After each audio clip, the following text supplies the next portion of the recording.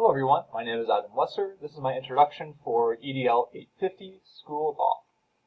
A little bit about myself professionally first. I am a science teacher at Salina South High School. I teach mostly earth and space science, though I have also taught a wide variety of the classes, physics, physical science, chemistry, as well as some CTE courses, engineering, design and development, principles of engineering, and basic drafting.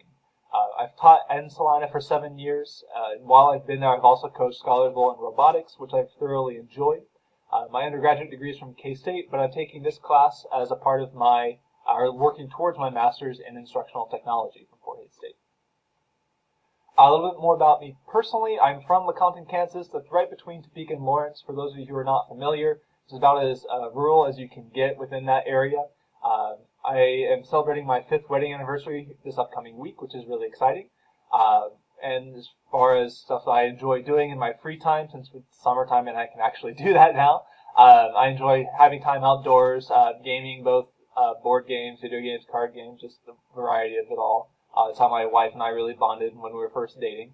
And then also working with my hands. I have a few projects around the house that I'll be working on this summer, and I'm sure that both these classes and those projects will be a nice break from each other, respectively, as I go throughout.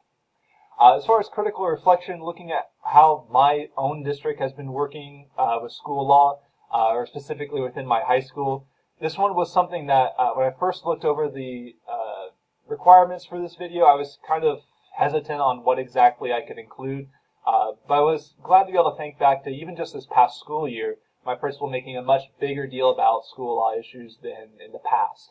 And I know a big part of that is actually at the bottom of this slide here instead of at the top. Our school was recently sued. That lawsuit did not follow through to anything, but it was certainly an experience for our principal, and that definitely shaped kind of our discussions throughout our different meetings that we'd have throughout the year.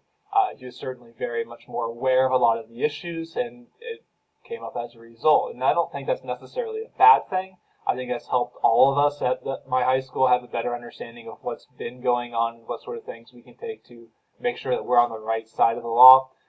But it's also something that it's kind of unexpected and just seems a little bit weird to go through also.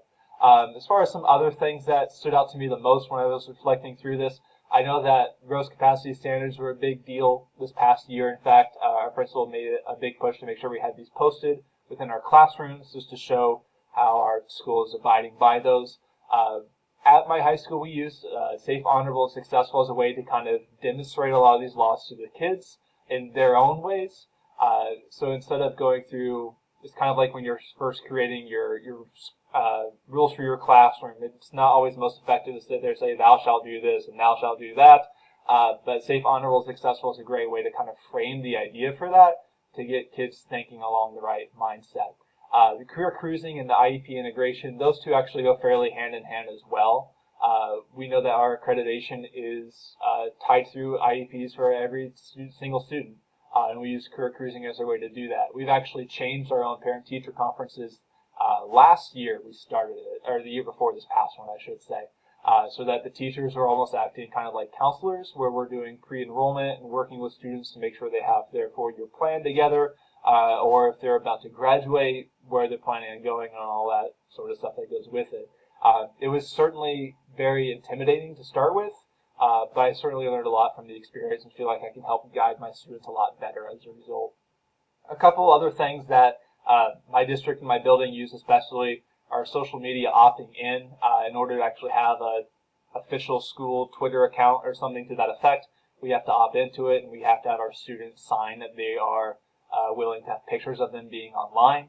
And then a big one that's going around throughout the nation right now is ALICE training. We did a lot of that, especially towards the beginning of the school year, having our different resource officers or even just the Salina PD come in to give us some pointers and just go through the drills for that. As far as my own self-critique or where I have room to grow, there's honestly a lot for me. I know I mentioned this past year that my principal's been talking about stuff a lot more, but in all honesty, when it comes down to a lot of school law, what I've learned has been through pure happenstance and not so much purposeful dedication on my part. So stuff that comes up that might have been applicable to a different teacher that I learned from it, but it certainly hasn't been something that I've been looking into myself. I am aware of fair use limitations and stuff to that extent. And so far, throughout my 7 years, I've been using kind of a common sense approach to not put myself in a place where I would perceive to be dangerous, but at the same time, I'm not exactly educated enough on all the material to know exactly where all that is. So I certainly look forward to getting a better understanding of how all this stuff works together, where my role is in that, how principals, administrators, or even district level people can tie into that as well. As far as moving forward, how I plan to actually learn from this class or to gain more from it, I think one of the biggest things is just to keep applications in mind. It's really easy for these online courses for us just to get stuck with trying to get stuff done, especially when we only have a month to cover all this stuff. So keeping those applications in mind can help me make sure that there are more real growing opportunities than we would have otherwise. As far as the other stuff that I have on there, probably the biggest thing that'll help me out the most is just making use of the readings and the text that we have.